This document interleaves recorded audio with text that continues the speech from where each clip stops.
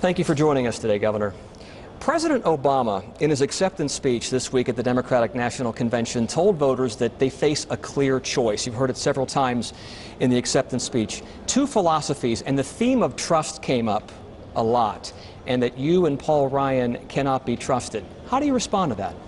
Well, the president spoke 4 years ago at a convention and laid out what he was going to do for America. And he's been unable to deliver on those promises. And so if we're talking about trust, I'll tell you, he hasn't done the things he said he'd do. He said, for instance, that he'd cut the deficit in half. He's more than doubled it. He said that he'd create jobs. In fact, he said we'd be at 5.4% unemployment by now. Instead, we're at 8% unemployment. That's a 9 million job difference. He also said he'd cause incomes to go up. They've gone down by $4,000 a family.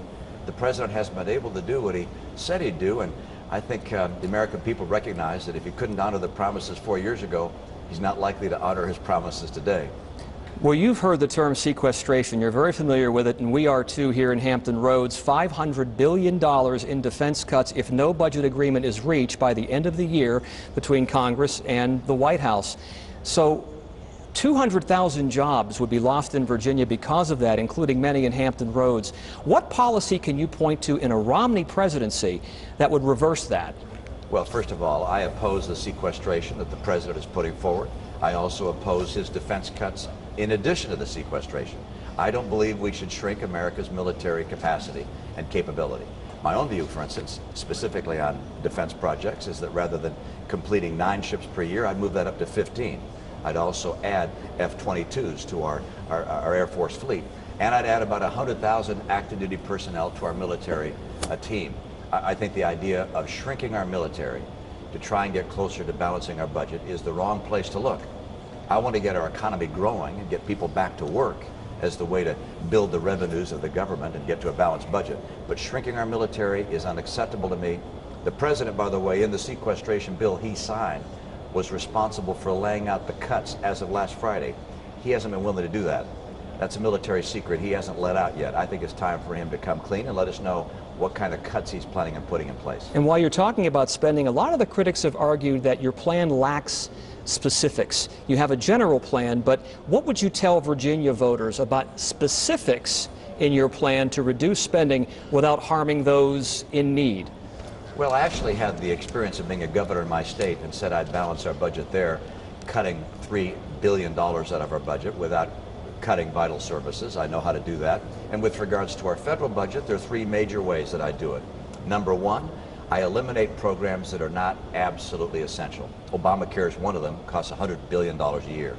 Number 2, I take other federal programs and send them back to the states with the dollars.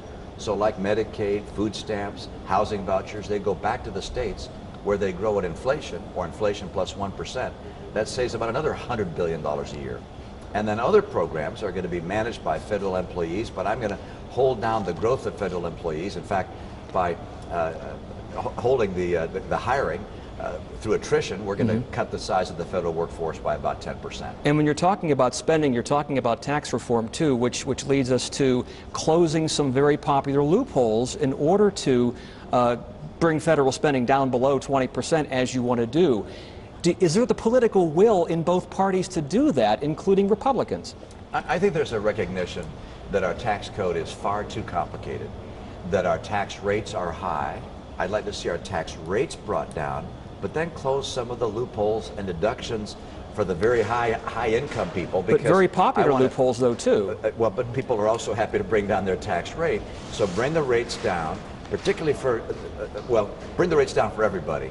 But then to make sure that we keep the tax code progressive and we don't reduce taxes on the highest income people, why deductions and loopholes and exemptions will be limited for people at the high end.